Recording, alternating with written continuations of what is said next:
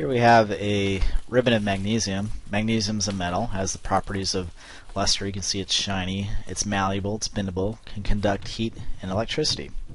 So what we're going to do is we're going to try to react this magnesium with the oxygen in the air.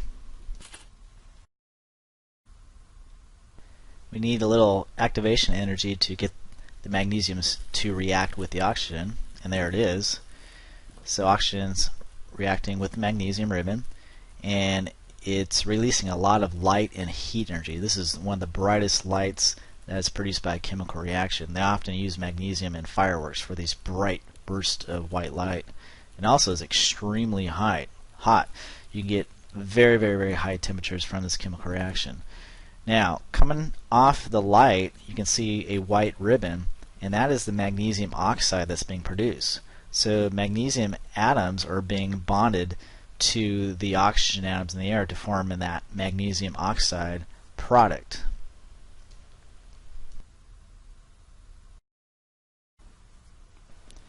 Now we have an up-close look at the magnesium oxide. You can see it has a white color. That's one of the properties, and you can see it's very brittle.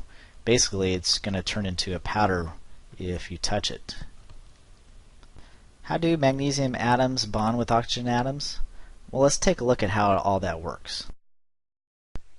Magnesium has 12 positive protons, has equal number of negative electrons, 12. There's 2 in the first energy level, 8 in the second, and 2 in the third.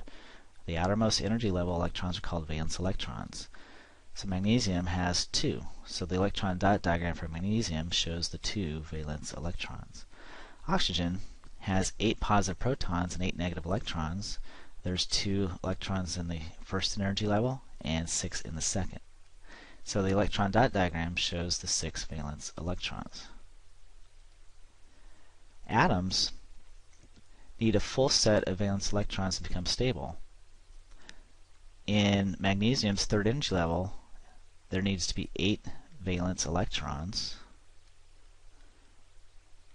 Otherwise, it's not stable, and oxygen also needs 8 valence electrons in its outermost energy level. So these two atoms are unstable, and so something has to happen for them to have a full set of valence electrons. Let's see what happens.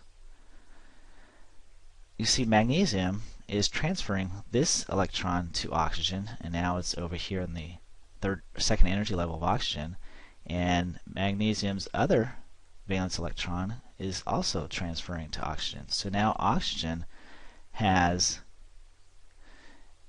8 valence electrons in the outermost energy level, and magnesium, as a result of having 0 valence electrons in this third energy level, basically that energy level now does not exist anymore. So the second energy level is the outermost energy level now. So it has a full set of 8 valence electrons. So now they're both stable. But as a result of losing and gaining electrons, the charge of these atoms has changed. So let's take a look at magnesium. Magnesium's overall charge is 2+, because it has 2 more positive protons than negative electrons, because it gave up 2 negative electrons. Oxygen gained 2 more negative electrons, and therefore has 2 more negative electrons than protons. So oxygen's overall charge is 2-. Well, we have equal and opposite charged, what are called ions.